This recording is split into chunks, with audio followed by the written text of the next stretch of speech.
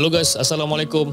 Nama aku Hafiz and welcome back to the segment. Okay, so basically hari ni kita membuatkan satu rancangan baru iaitu dinamakan The Dark Room. Okay, The Dark Room di mana kita di segmen kita akan mendengar keluhan hati ataupun luahan perasaan ataupun apa-apa saja yang subscriber ataupun apa-apa saja yang the caller yang ingin share pada the segment. Mungkin benda tu orang kata terbuku lama dekat dalam diri orang ni.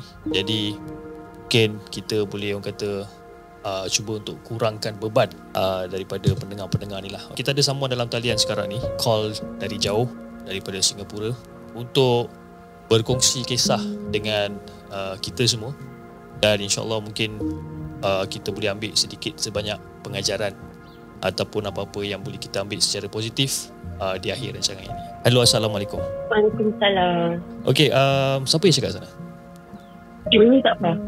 Kak Fah. Alhamdulillah Kak Fah pun pernah call juga sebelum ni, berkongsikan cerita tentang kisah seram dan sebagainya kan.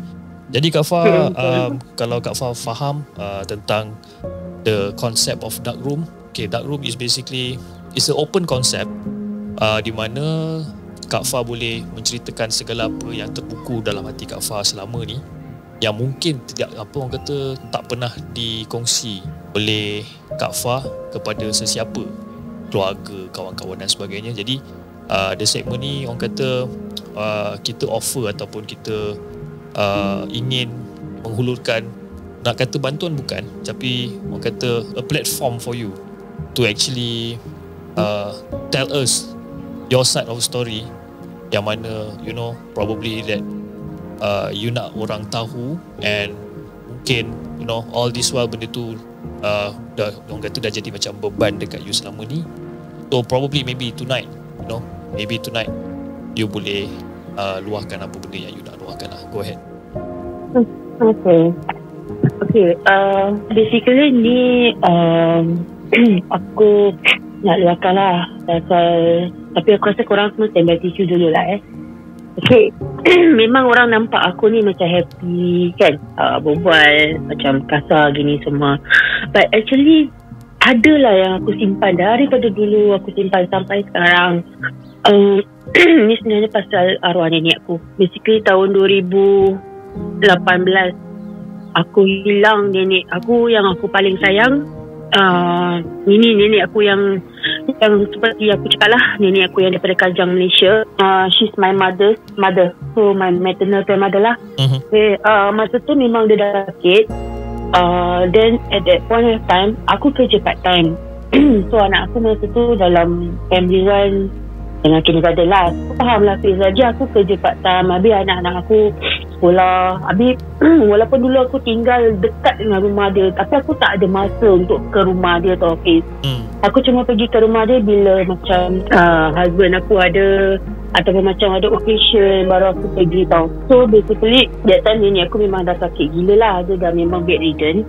Sebab dia punya kaki dia, kata saya ibu jari dia dah potong lah. Pasal nenek aku ada kencing manis, ada sugar stomach cancer, so lah.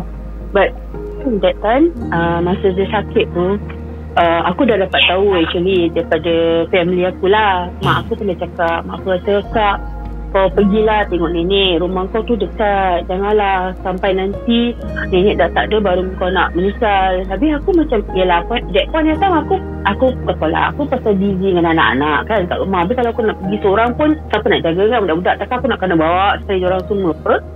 Jadi aku kata, cakap dengan mak aku, insyaAllah lah nanti ada masa datang. Sampai aku macam tangguh bila nak pergi tangguh, bila nak pergi aku tangguh. Sampai satu kali tu nenek aku memang dah betul-betul sakit tau. Betul-betul dia dah, aku rasa memang that point of 1 week tu memang dia dah that point of 2 weeks tu memang dia dah sakit. Jadi dia dah tak berbual apa-apa, semualah dia dah tak berbual, dah tak makan. Aku pula macam that point of time aku memang tengah busy. Pasal aku baru start kerja, untuk kerja part time. Jadi aku busy lah asyik kerja. Yelah macam nak kerja, macam kerja kan bila pagi anak aku sekolah, so petang aku kerja. Jadi macam tak ada time lah nak pergi. Walaupun rumah aku tu kata orang just about 4 or 5 bus stop away, tapi macam tak tahulah, aku macam part ni aku memang menyesal sangat. Sampai satu kali tu aku baru balik kerja. So adik aku message, adik aku cakap, "Kak, kau dah pergi tengok nenek ke belum?" Pasal untuk pengatuan kau semua ahli keluarga dah pergi tengok dia tau. Cuma aku seorang. Pasal masa time tu aku tak dapat off. Habis aku nak pergi tak dapat. So cuma aku seorang yang belum datang jumpa dia. So mak aku dah pesan sebelum tu, Kak pergi tengok nenek, Kak pergi tengok nenek. Aku pun nanti. Sampailah hari tu adik aku cakap dengan aku, Kak kau dah balik, kau dah kat rumah? Kalau aku cakap dah, aku baru sampai rumah. Kenapa? Aku cakap kalau boleh kau besok datang tengok nenek. Pasal nenek daripada tadi pukul 12 lebih nenek panggil nama kau tau Kak. Kata. Jadi aku macam, daripada situ macam aku dah, ya Allah nenek aku dah panggil aku. Okey lah. Pasal adik saudara aku message lah, ada WhatsApp adik aku, dia cakap mana kakak kau? Nenek panggil daripada tadi, daripada pukul 12 lebih sampai pukul 3 pagi. Kau try imagine. Kau rasa aku tak bersalah ke tu? Daripada pukul 12 lebih sampai pukul 3 pagi dia keep calling nama aku. Habis kata aku cakap adik aku lah, okey memang aku cakap memang kebetulan besoknya tu Teacher's Day. Kat sekolah anak aku ada Teacher's Day celebration lah. So aku memang ada masa sikit lah. Masa kebetulan memang the next day tu memang aku off. Jadi aku memang ambil off pasal memang nak pergi tengok nenek aku lah ni kan. Kali okey lah dia tanya situ, aku cakap adik aku okey besok pagi aku datang tengok nenek. Dan adikku cakap make sure kau datang, nenek dah cari kau seorang yang belum dapat tau, kau seorang yang belum jumpa dia. So kali aku cakap okey aku datang. Kali besok pagi macam biasa lah, lepas aku hantar anak-anak aku, pasal anak aku sekolah pagi, jadi aku hantar anak-anak aku, aku pergi on the way pergi mana nenek aku tu, aku boleh sempat pergi sarapan. Aku sempat sarapan lah, aku pergi makan sarapan dulu. Aku tak fikir apa-apa lah, aku tak ada fikir apa-apa. Tapi masa aku makan sarapan tu, aku rasa macam berat sangat hati aku sis. Macam kaki aku ni macam berat tau nak pergi rumah nenek aku. Jadi aku macam ya tak apalah, aku tak fikir apa-apa. Aku cakap okey lah makan sarapan dulu. Cop-cop baru aku tu pergilah. Pasal rumah tempat yang aku sarapan tu just opposite blok nenek aku lah. Aku rasa dalam 2 blok itulah. Jadi aku pergilah. Aku dah makan semua, aku jalan pergi blok nenek aku. Macam biasa as per normal, tak ada fikir apa-apa. Masa aku sampai rumah nenek aku dah makan sarapan semua. Aku dalam pukul 8.30 genap aku sampai rumah nenek aku. Aku beri salam kat depan pintu kat office. The first person yang nampak muka aku is my uncle. Pakcik aku tengok muka aku macam blank office. Muka dia macam muka terperanjat pun ada, macam muka blank pun ada muka pakcik aku. Pasal tak ada orang lain tau. Masa tu tak ada orang lain. Aku seorang, aku datang. Aku cakap Assalamualaikum, aku depan pintu. Pakcik aku tengok aku, pakcik aku macam muka dia is totally macam shock lah muka dia. Kali makcik aku pun keluar, makcik kira kakak dia lah, adik dia lah, adiknya pakcik aku ni, mak adik yang dulu keluar. Tapi makcik tengok aku, diorang dua ni macam saling pandang each other tau. Macam dalam macam terperanjat lah, macam aku tiba-tiba tercongol depan pintu kan. Kalau aku macam biasa lah, aku tak fikir apa-apa. So aku masuk dalam, aku salam pakcik aku, salam makcik aku semua kan. Habis aku nampak kat katil nenek aku lagi baring tau. Yai aku, datuk lah, kira yai aku lagi duduk kat sebelah dia, kat katil sebelah lagi duduk. Habis dalam bilik tu semua orang dah bukakan surah Yasin semua tau. Nenek aku punya badan ni dia dah pakaikan macam kain batik. Kain batik memang aku memang tak kisahlah pasal memang arwah nenek aku suka pakai kain batik. Jadi kain batik tu dah ada kat dada dia. Memang nenek aku punya kain macam itulah, macam baju dia macam normal makcik-makcik pakai kain batik kat atas tu. And aku tahu memang dia dah memang kat atas katil. So aku ingatkan nenek aku tidur. Aku datang dekat, aku panggil lah, aku nangis. Aku tengok dia punya condition kan masa tu. Aku dah nangis. Aku cakap, Nek, kau datang, minta maaf lah Nek, lama tak datang, tak dapat jumpa nenek, minta maaf sangat-sangat. Aku peluk dia, aku cium tangan dia, Fiz. Aku tak terasa kan masa tu memang aku tak dapat tangkap tangan dia. Macam biasa, she still as per normal dia punya tangan dia. Tapi aku dapat rasa yang pipi dia tu sejuk tau. Macam dia punya tangan tu macam sejuk sikit lah. Jadi aku tak fikir apa-apa. Jadi aku cium dia, aku peluk nenek aku. Tapi memang masa tu aku tak tahu kenapa lah Fiz, air mata aku berjurai-jurai nangis tau. Jadi aku macam minta maaf lah. Aku cakap, Nek, minta maaf Nek, lambat datang. Nenek semalam panggil-panggil pas aku tak dapat datang pasal baru balik kerja. Aku berbual dengan dia macam biasa. That point of time aku ternampak nenek aku punya anak saudara, kira pakcik aku lah, pakcik saudara aku datang. Aku terus nampak macam ramai orang tu datang masuk dalam rumah. Aku tu cakap, siapa ni Aku cakap, pasal banyak-banyak orang ni kan. Kalau aku macam dah tak hati. So aku cakap lah, aku kata, kenapa Habis aku tengok pakcik aku datang, dia dah peluk makcik dia lah. Dia dah peluk makcik dia dah nangis. Habis anak saudara dia lagi satu pun datang, dah peluk dia. Aku macam terpinga-pinga tau, Fil. Aku kenapa nenek aku ni kenapa Kalau aku rasa pun mungkin pasal nenek aku dah nazak lah agaknya, aku tak tahu kan. Kalau aku keluar, aku telefon husband aku lah. Aku cakap, bang, baliklah bang, nenek dah nazak. Baliklah. Lelaki aku kata tak boleh balik, tak ada orang ganti kata tu. So aku cakap okay, tak apa, fine, okay. The moment aku letak telefon, aku masuk dapur. Aku jumpa makcik aku, mak aku punya adik yang bongsu dia lah. Saya dekat dapur, dia berbual dengan aku macam biasa. Dia kata dia kata, oh kau dah tahu? Dia tanya aku gitu tau. Aku tanya, tahu apa cik? Makcik aku tengok aku macam atas bawah tau. Dia tengok aku, kau dah tahulah ni, kata dia. Aku tu dah tahu apa. Kalau aku teringat, semalam kan nenek aku panggil aku. Jadi aku cakap, semalam dengar nenek, tahu semalam nenek panggil-panggil. Aku cakap itu. Kali makcik tu, semalam dia panggil-panggil kau daripada pukul 12 sampai pukul 3 lebih. Kata makcik aku cakap itu. Lepas tu dia diam. Dan tadi pagi itulah, kata dia. Makcik aku cuma cakap itu, tadi pagi itulah, dia tak cakap apa tau. Sekali aku diam. Sekali aku tengok makin banyak orang datang tau. Habis kursi meja semua ni, kursi-kursi yang sofa ni semua diorang dah angkat, dah bawa keluar. Aku ni macam terpinga-pinga lah pasal tak pernah kena macam gini kan. Kalau aku tengok makcik aku tau. Kalau aku tengok makcik aku lah, bila aku tengok makcik aku lagi sekali, makcik aku pun macam, muka dia macam nak cakap pun ada, macam tak cakap pun ada.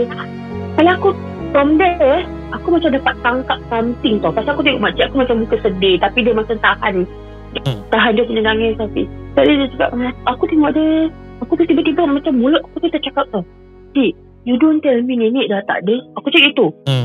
Dan makcik aku tu, memanglah tadi yang kau datang tu nenek baru 5 minit meninggal. Allahuakbar. Kau rasa apa, Fiz? Aku terus terduduk kat situ. Aku dah tak boleh nak cakap, dah tak boleh nak apa tau. Aku tu jangan main betul sekali. Betul lah. Itu sebab tadi masa kau datang, kita Cik Ai dengan aku tengok kau macam kita terkajak. Pasal kita belum bilang orang. Tiba-tiba kau kat depan pintu, kata makcik aku. Aku tu, ya Allah, rupanya nenek aku pergi 5 minit sebelum aku sampai, Fiz. Aku terus dah tak boleh nak cakap. Aku dah tak boleh nak cakap apa. Badan aku dah menggigil lah, Fiz. Aku terus masuk dalam. Aku peluk nenek aku. Buat aku nangis macam orang gila, Fiz. Menyesal semua hidup aku sampai sekarang, Fiz. Aku tak tahu lah. Pasal kalau aku tahu masa tu, aku tak pergi sarapan pun. Aku terus datang jumpa dia, Fiz. Betul lah, aku menyesal sampai sekarang. Even family aku tak tahu tau. Mak aku pun tak tahu aku pergi sarapan tu. Kalau lah aku tahu, kalau aku boleh putar masa, buat tau, Fiz. Aku memang hari masa yang diri aku panggil aku malam tu, memang aku dah tergerak hati nak pergi jumpa dia malam tu. Tapi dah malam sangat kan, jadi aku tak sempat lah. Aku dah tak sempat nak pergi pasal dah selalu malam sangat. Jadi aku telefon suami aku. Aku cakap, bang, nenek dah tak ada lah bang, rupanya. Kata suami aku, kata tadi nenek dah datang. Aku cakap, tak, nenek sebenarnya dah meninggal 5 minit sebelum saya datang. Aku cakap, suami aku dah tak apalah, tak apa. Kata, saya rasa pun nenek dah maafkan you. Aku macam, aku cakap dengan suami aku tak boleh maafkan diri aku sampai sekarang. Aku tak boleh habis. Setiap kali aku kalau tak nampak gambar nenek aku aku memang sedih sangat-sangat. Yelah, memang orang kata kalau macam tu memang kita akan sentiasa salahkan diri sendiri kan. Bila benda-benda jadi macam ni, yelah sebab kan kita keep on delaying, you know. Every now and then kita selalu tangguh-tangguh dan sebagainya. Tapi you know, bagi aku you know, kau jangan selalu salahkan diri sendiri. Sebab bila kau salahkan diri kau sendiri most of the time kan, dia membuatkan kau untuk susah move on. You know, you keep on blaming yourself over and over again. You know, and aku pasti yang you know arwah nenek, walaupun dia dah panggil nama kau berkali-kali selama 2-3 jam, you know, tapi kau tak muncul-muncul, tapi aku pasti dia mesti dah maafkan kau. Dia mesti faham kenapa kau tak boleh datang, you know. Kau mungkin busy dengan anak-anak dan sebagainya. Dia mesti faham, you know, walaupun macam mana pun nak, I mean, orang kata hidup mati ni memang kita pun tak tahu kan. Dan kita pun tak nak benda-benda ni jadi macam ni. You see? Tapi Kak Fah, you know, it's been already like what? 3 years already kan? Dah 3 tahun kan? And dalam masa 3 tahun ni you keep on blaming yourself. You know, oh kenapa aku sarapan pagi tu dan sebagainya. Kita tak tahu benda tu nak jadi kan? You know, tapi kalau macam kita tahu benda tu nak jadi, memanglah kita akan datang awal kan? Tapi macam orang cakap lah, you know, hidup mati ni rahsia Allah kan? Kita memang takkan tahu. Jadi betul. Untuk you mempersalahkan diri you sendiri over and over again, you tak adil pada diri sendiri lah sebenarnya kan, kalau ikutkan pada apa I punya pendapat lah, I punya opinion kan. Macam bagi aku pun, aku rasa, you know, even though nenek dah tak ada, tapi nenek still boleh, orang kata, boleh nampak lah apa benda yang kau tengah buat dan sebagainya. Dan aku rasa, you know, dia pun kalau katalah dia masih ada pun, dia pun tak suka yang kau keep on blaming yourself, jadi down, tak boleh move on dan sebagainya. Jadi I don't think so itu yang dia nak lah kan. Jadi apa yang kita boleh buat, you know, kita boleh hanya doa, you know, untuk dilapangkan kuburnya, untuk diangkat darjat dia, you know, diselamatkan, dan orang kata malaikat-malaikat menjaga dia dan sebagainya kan. Jadi aku rasa, you know, untuk kau bersedih selama 3 tahun, menyesal dengan apa yang kau buat selama ni, aku rasa itu maybe you can put it to the stop, you know, because, you know, this is the first time yang kau sharekan dengan someone, and probably, you know, all this while you do not have the support to actually dengar keluhan hati kau ni kan. Tapi Fah, itulah macam aku cakap lah, you know, jangan keep on blaming yourself over and over again. Bila kau buat macam tu, dia sedikit sebanyak akan memakan diri kau dalam jangka masa yang panjang. You know, probably kalau katalah aku tak buat this dark room, and then you've been keeping this burden to yourself dalam jangka masa yang sangat lama, you know, what will happen to you next?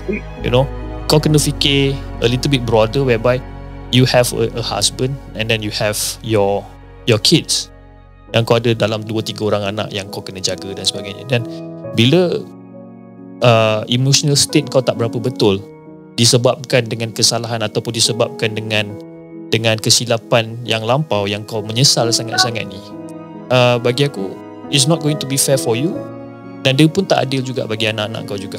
You see, but obviously diorang nak mak dia probably 100% fit in regards to emotional state kan. Tapi itulah, arwah nenek pun dah tak ada, you know, apa yang kita boleh buat, kita boleh just doakan kebahagiaan dia kat sana, kesejahteraan dia kat sana kan. That's why aku, kalau aku dah berapa tahun ni aku tak balik KL, aku tak nak jumpa nenek aku punya adik. Pasal apa? Ada satu nenek aku punya adik, muka seiras dengan nenek aku, tapi aku kalau nampak dia, aku confirm ingat nenek aku sendiri. Walaupun tu setakat nenek saudara, tapi aku tak boleh. Aku memang tak boleh. Tapi mungkin itu adalah satu hadiah. Kau kena fikir on the different side. Mungkin itu adalah satu hadiah yang Allah nak bagi, whereby nenek saudara kau muka yang lebih kurang sama macam muka arwah nenek kan.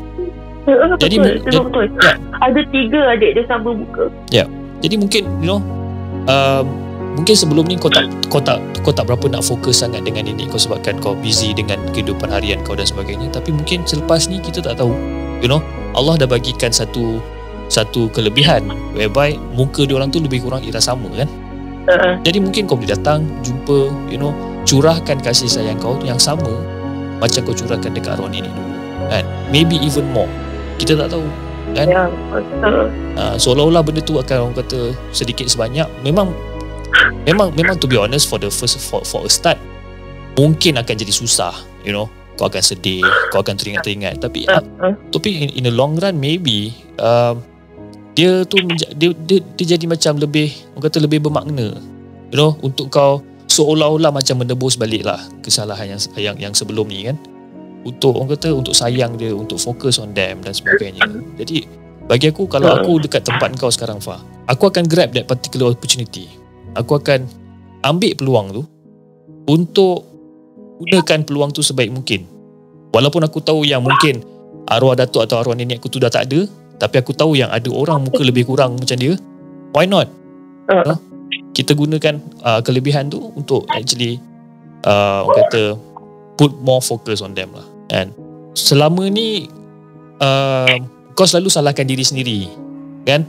Jadi bila kau keep on blaming yourself, kau tak boleh nak berhadapan dengan orang yang muka lebih kurang macam muka arwah nenek. Sebab you keep on blaming yourself, kan? Tapi I think one day, maybe today, maybe tomorrow, I don't know, bila kau dah cuba untuk maafkan diri kau sendiri dengan kesilapan yang lalu, dan I think bila kau dah jumpa dengan muka nenek saudara yang iras dengan muka arwah nenek, aku rasa tak ada masalah kot. Should not be any problem. I mean, kita ni manusia, Fah, kan? Kita memang buat kesilapan. Even me myself, aku pun ada juga buat silap dengan arwah ayah aku dan sebagainya, you know. Aku pun ada juga lebih kurang, cerita pun lebih kurang sama macam kau juga. But then for orang kata macam for the first few months is pretty much quite hard untuk aku move on. And susah sangat aku nak move on. Sebab kan arwah ayah aku pernah minta aku tolong. Sebelum dia meninggal tu, dia pernah minta aku tolong untuk repair laptop dia, kan. Jadi aku macam biasalah, aku bagi macam-macam alasan lah aku bagi, kan. Aku busy lah, aku kerja lah, itu ini. Padahal aku tak adalah busy mana pun kalau nak ikutkan. Sampailah satu hari tu aku dapat call daripada kakak aku, cakap baba dekat hospital tengah sakit. Macam okay, aku pun rush pergi hospital.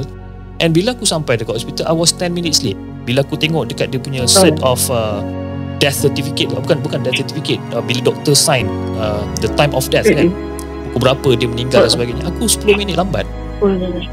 Dan masa tu memang aku menyesal sangat-sangat, kan. Tapi I've been down, aku punya emotional state tak berapa betul for the next 2-3 months after that. Tapi bila aku fikir balik, kan, sampai bila aku nak jadi macam ni, kan. Sebab benda tu seolah-olah macam akan jadi satu tembok yang besar dekat depan diri kau untuk kau move forward. Bila kau sampai tembok tu je, kau terus macam alamak aku down dan sebagainya, aku buat salah, aku menyesal, bla bla bla, kau nangis dan all. For what? I mean, you can cry, tak ada masalah. Tapi at the same time, try to forgive yourself, and at the same time try to untuk move forward, and orang kata jadi yang lebih baik masa yang akan datang, insyaAllah, kan.